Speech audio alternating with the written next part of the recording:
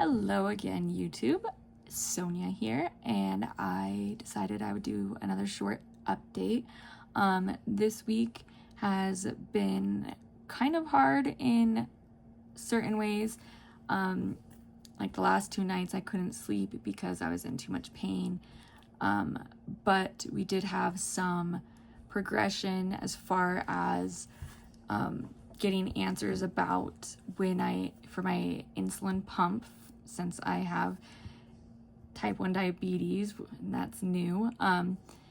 So today's Friday the 13th, and we are going to do some fun things tonight with the kids. That'll be fun. Tomorrow's Valentine's Day. Anyway, those are kind of some of the topics I wanted to talk about real quick. So I missed my 2 pool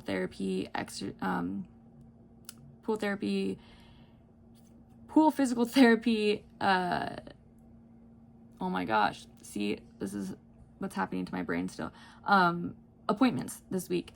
And I also missed the dermatology appointment that was to talk about this scar. This is from where they placed my central line in my Whipple in June, which the central line was misplaced, so it actually went into my liver, caused a bunch of problems. I'll tell that story later. It's painful, and so I was going to see the dermatologist to see if there's anything we can do about it. Well, we rescheduled because I was too sick and in pain to go. Luckily, all of the offices that I canceled on were very understanding. Nobody was upset, which helps me a lot with my anxiety. I never like to disappoint people.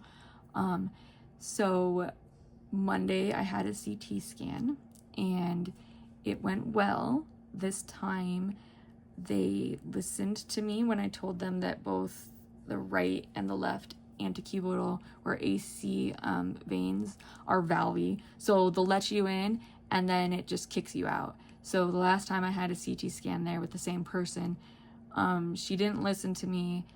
She said, well, I said, those 2 veins will not work when I get my celiac plexus block every 3 weeks, which because of my POTS, they have to give me a bag of saline or whatever type of solution they put into the IV before I go do the block, and the anesthesia also goes through the IV.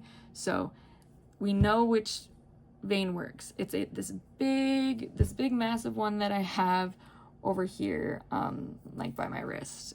It's probably so big because I crochet. Anyway, so this time she listened, and because I told her, you told me last time to make sure to tell you not to use the ACs and just to go here. So it went on without a hitch. Unfortunately, I still haven't gotten the results. I just called the surgeon's office to ask about it because I'm awake before 5 and thinking clearly. As you can see, my words still can't quite get out right, but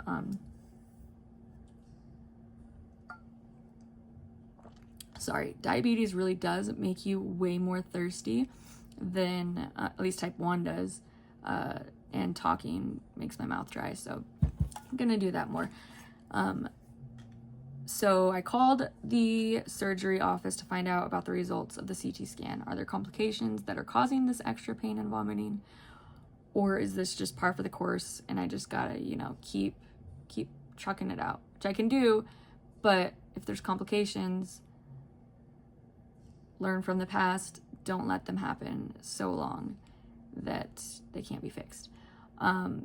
So the office is closed, of course, and so I called the radiology place to try to get my hands on the results myself.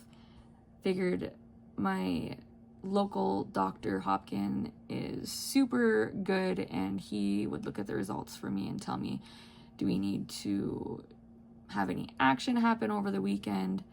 Like, do I need to go get seen at an ER hospital, anything like that? Or we just keep waiting it out. So we've been playing phone tag, Teton Radiology and me, because they couldn't get into the results first. So she got my phone number, and then she just called me back. And then she was asking who my local doctor was that I wanted to have view it. And I told her who it was, and she said, okay, let me call you back again.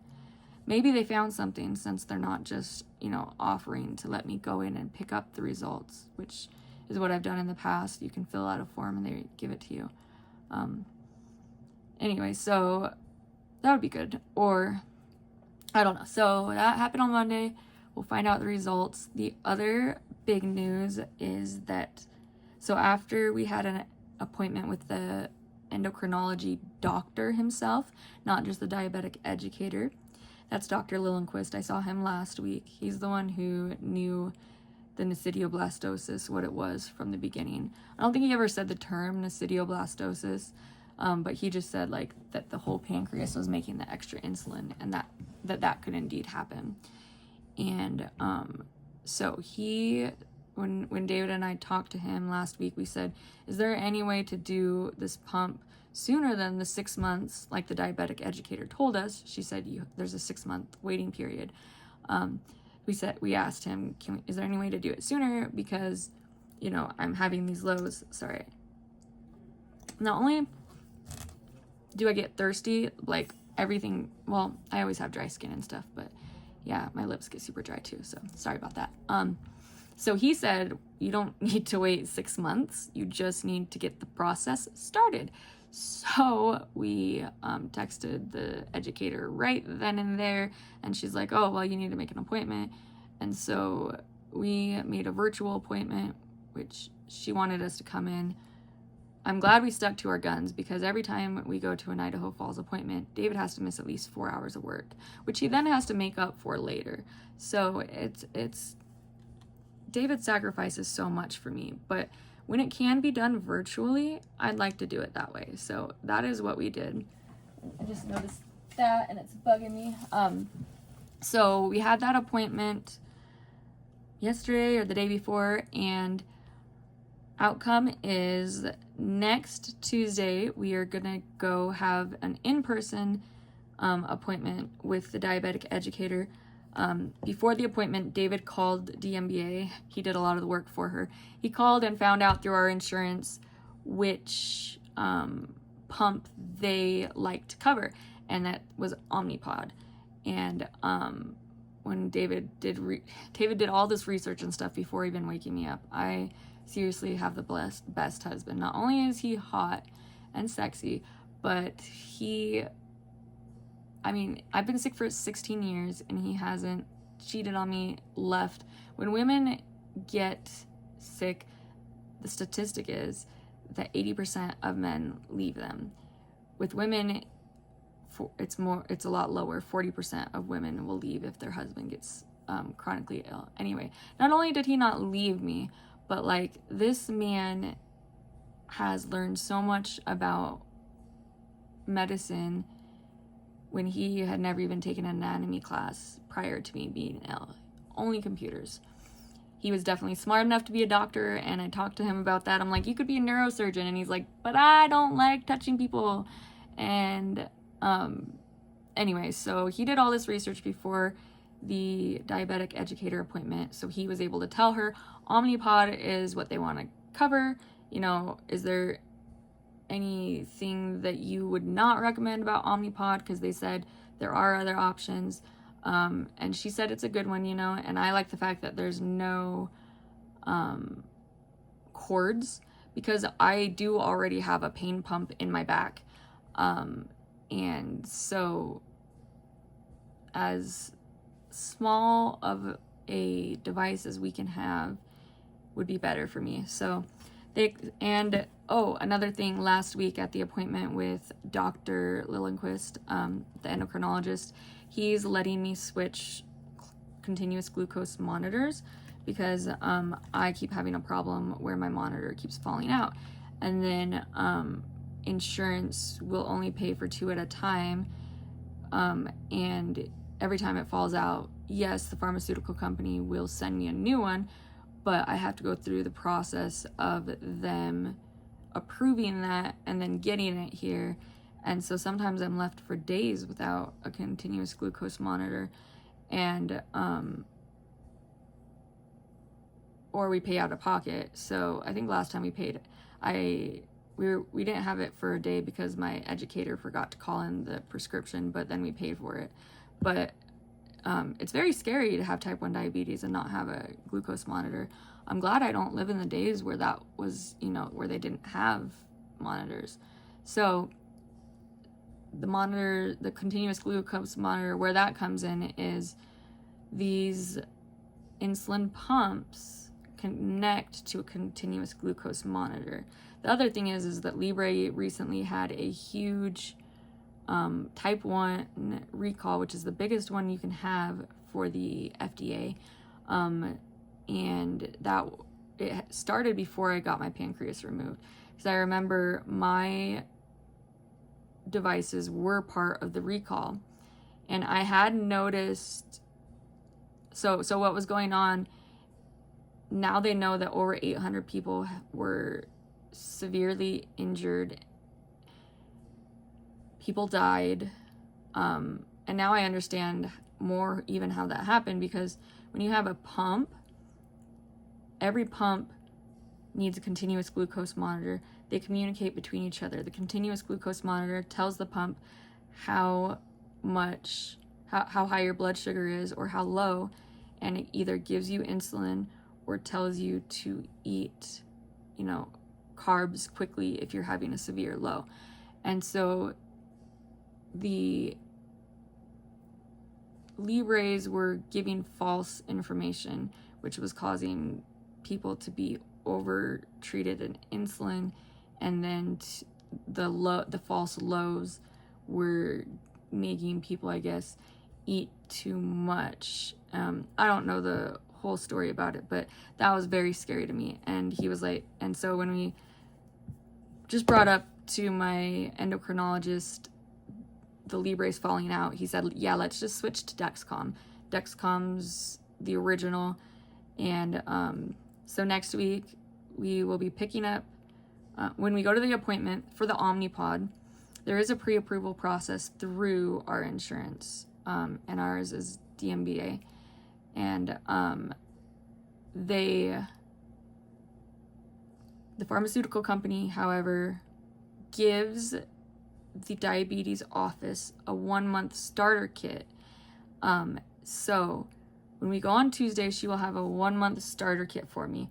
I've still got to set up some accounts for Dexcom and for Omnipod, and then go with the username and password so we can get it all set up while we're there.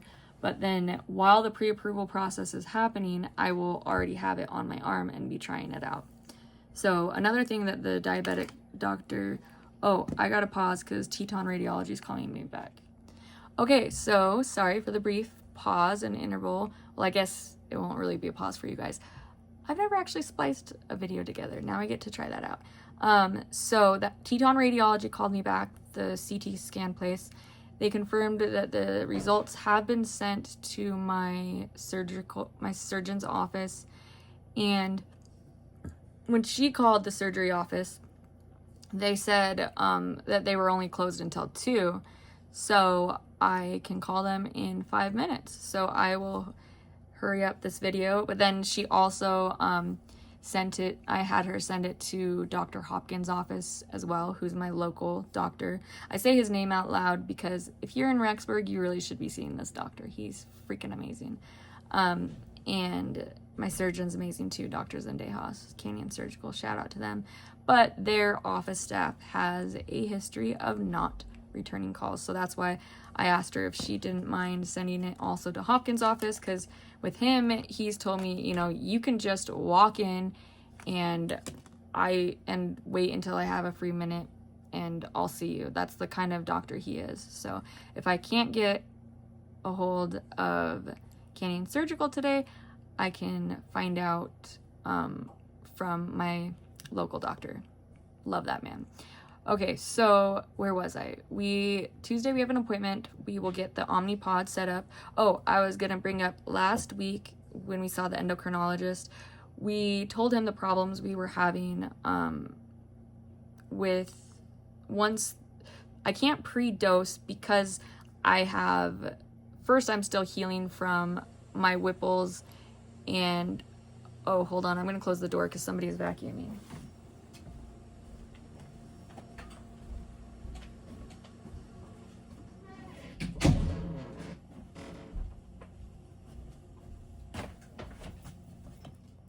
All right, take 3. I am back. My kids are vacuuming, and rather than tell them to pause their vacuuming until I'm done, I decided to get my amazing Bose 700 noise canceling headphones because they need to vacuum because we've got people coming over tonight for Friday the 13th, and we're gonna do some scary stuff. Have you ever heard of the game Phasmophobia? Well, it is ghost hunting on a video game, and sorry, we have an Oculus, so we are gonna have my sister-in-law and my 2 nieces do it. They don't know what they're in for when we get here, and then we're gonna make some food, and so I gotta do this so I can actually make some dessert. But hold on. So fast acting insulin. I thought I was already on the fastest acting insulin from the diabetic educator, but apparently there is better insulin. So last week at the appointment with Dr. Lillenquist, because we keep having this problem, because I can't pre-dose, because I can't commit to eating 35 carbs or like this whole plate of food, because after my Whipple, I am missing my entire duodenum. I am missing a third of my stomach and my pylorus, which gives me gastroparesis. Sorry, excuse me. 1 second. And I have to also take Creon to help my food digest because I don't have a pancreas to digest food anymore. So I more need to do what they call, I forget what they call it, but basically you wait and see what your blood sugar goes up to, and then you give yourself the fast-acting insulin. Well, the insulin was taking at least an hour and a half to start working at all, and we were told that was the fast-acting insulin. So he started us on this new one. It's called Lyumjev QuickPen. This actually isn't the right cap for it. It comes with a cap that's gray like this, but my daily long-acting insulin, like you take the daily, I forget what they call it. There's one that you take that's long-acting all day. It's the same color as this one, minus the bottom. So I took the old insulin pen was this blue color, which I think is pretty anyway, and it fits. So I took it and I've been putting it on the new fast acting one. I also bedazzled it because I just like to do that. Makes it feel more special and fun to me. And yeah, so this new fast acting insulin works sometimes within 15 minutes. So I'm able to eat what I can and then, put in how many carbs I ate. And he also fixed the chart for us because our old chart was just wrong. We had the appointment last week. We got the chart just actually 2 days ago. So I guess it was the diabetic educator who gave us the new chart. And the new chart seems to be working better. So next week, though, we will start. It was important to get this now to get my baseline kind of more under control because they put this medication inside of the Omnipod. And yeah, so I'm excited for next week to get it started. There's a huge learning curve for type 1 diabetes. However, it's still so much easier to manage than my nesidioblastosis, adult onset nesidioblastosis, or islet cell hyperplasia was, which I had been dealing with. It was severe for at least the last 5 to 6 years, where it never went above 100 anymore.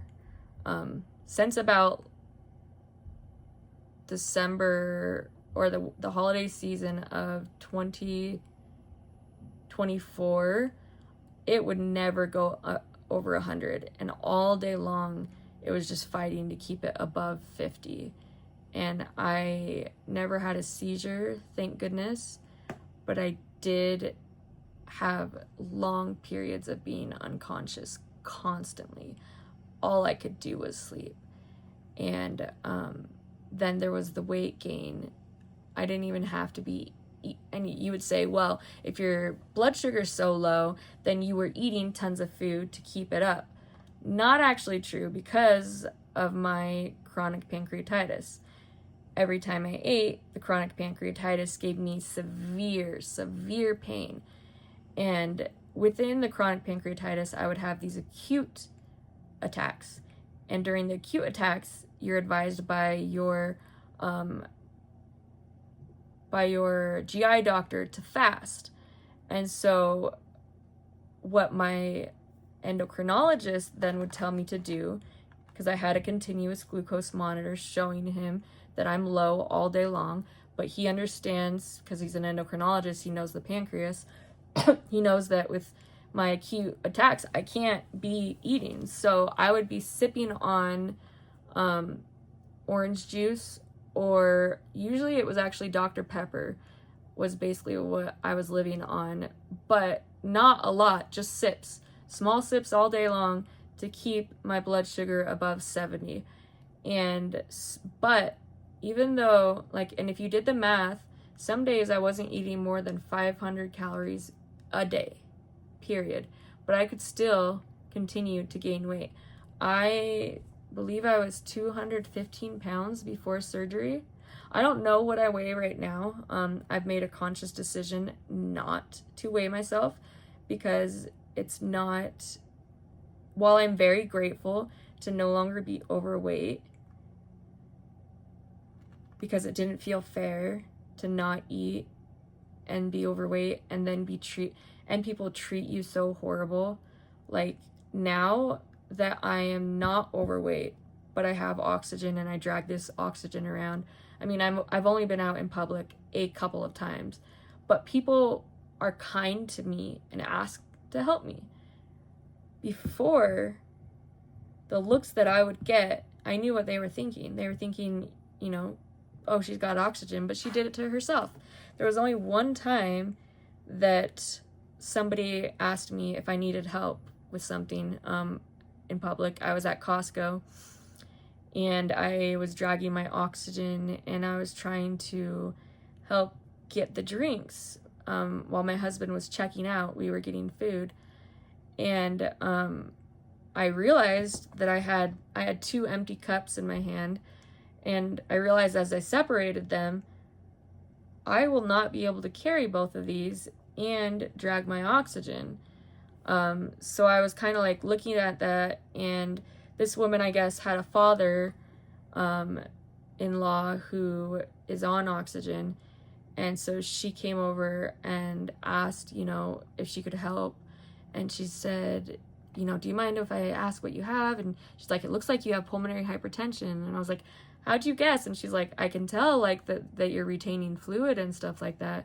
I'm so sorry. It's so horrible. And it was the holding fluid in your face and your body from the pulmonary hypertension, on top of gaining weight from the extra insulin.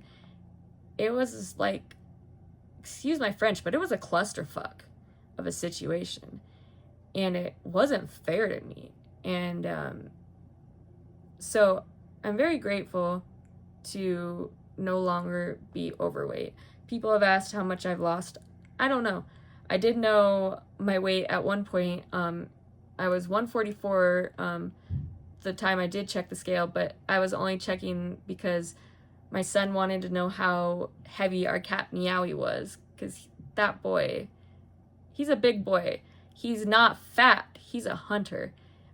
We think his dad looked like a Maine Coon cat, and he goes out hunting several times a night. We luckily don't deal with any of the field mice that everybody else in the neighborhood who doesn't have a cat does, because we have fields surrounding us and constant construction ever since we moved in 2017. Anyway, I got off track, but so next week we are, I was talking about the weight loss. Anyway, I am very grateful to now not visually look the way I did before surgery, because I literally went from almost starving to death in July of 2021 to the point where they put a feeding tube. I had a 21-day hospital stay for my acute pancreatitis attack. The only way I was able to go home is that they put in a feeding tube, which I was super grateful for, by the way, because I started to have energy again. And so I was like 100 pounds when I got discharged from the hospital. They sent me to a nutritionalist who handles feeding tubes, and I remember that the first appointment, she said, when I read your chart, I wasn't sure if you would, because they read the charts, like the week before your appointment. She said, I wasn't sure that you would still be alive. I had them check. I didn't think you would have made it this long because of how severe my pancreatitis was.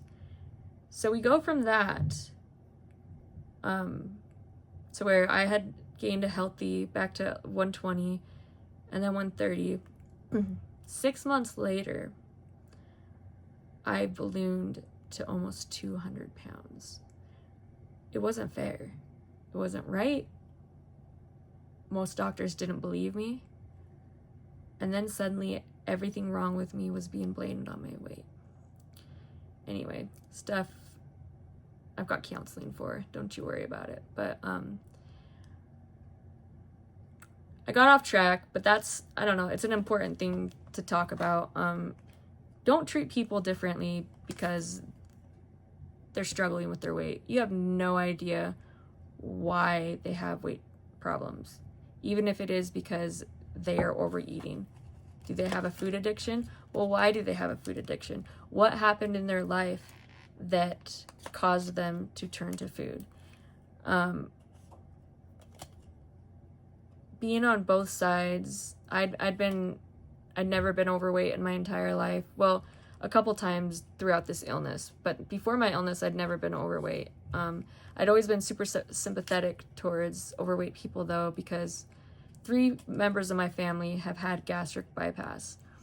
And I remember, because one of them is my sister, and I refused to shop at the mall for the longest time because there wasn't a single store that my sister and I could both shop at together because she was morbidly obese. Finally, Maurice's came, and that's still one of my favorite stores. And it was my sanctuary while I had to deal with being 200 pounds for the last couple years. Not couple years, it was 4 years. 4 years. I also am very grateful that I insisted on keeping my small clothes because I was not going to give up. I was going to get better no matter what these doctors told me or my husband. I knew it wasn't my fault. I knew I was going to lose the weight again, that we were going to get to the root, and I didn't give up. And that's how we got here today. But public service announcement, don't treat people bad because they're overweight. You have no idea. They know exactly how much they weigh. You do not need to bring their weight to their attention. You don't need to have an intervention with them and say, I'm so worried about your weight. They know exactly how much they weigh. They know exactly how much they eat, probably too. When I actually was a dancer, once somebody called me overweight, which I wasn't, I look at pictures and I'm disgusted that somebody said that to me. After that, once I started fixating on how much food I ate, that was when, and I tried to eat less, and I was eating less. That was when I gained weight. So just, you don't know what people are going through. Don't, and teach your kids not to call other kids fat too, because that is something, you know, that I've seen family members go through. And anyway, I need to wrap this up. I've got, my 2 kids have some Disney auditions that we need to practice their scripts for and film, and Kaylin's got to play a piano song that we need to film, and then we've got to clean for Friday the 13th. Oh, tomorrow's Valentine's Day. I did want to talk about what we do for Valentine's Day. My husband and I love spending time together with just ourselves, but also we like spending time with our kids. So when they were young and stuff, we started this tradition where we would, do I actually have pool therapy today at 2:45? What time is it right now? Okay, I gotta go to pool therapy. I'll tell you about Valentine's Day later, because I am not missing today's pool therapy. I can do it. All right. Thank you guys. If any of you watched and got to the end of this, I appreciate you so much. And I'm grateful for all the love, support, and prayers that all my family, friends, and even people I don't know have been sending my way. And I will continue to update as I can. Well, I will make more of an effort because I can, and I'll keep you updated. And for those of you who are also chronically ill, you are not alone. Feel free to reach out to me, and you could find me on Facebook, or I think you can email me through my YouTube. I don't know. Facebook Messenger is usually the easiest way to get a hold of me, though. I'd love to talk to you. I understand how important support is. All right, talk to you guys later. Bye. Okay, now I'm going to go to my pool physical therapy, and it's going to be awesome. Bye.